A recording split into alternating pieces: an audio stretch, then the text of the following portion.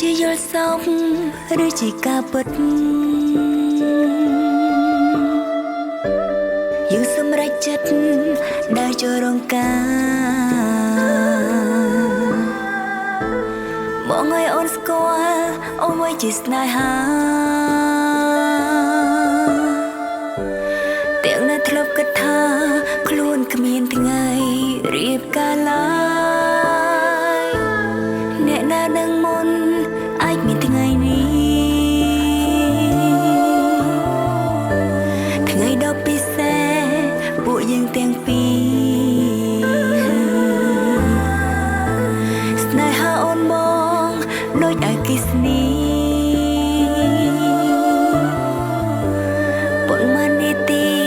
ផ្ដើមមានចិត្តរៀងខ្លួនបានទេមិនអោយអូនខ្មាំងគេបានទេកុំអោយស្រីផ្សេងមើងងាយអូនបានទេធ្វើជាប៉ាល្អរបស់កូនបានទេអូនសូមប៉ុណ្ណឹង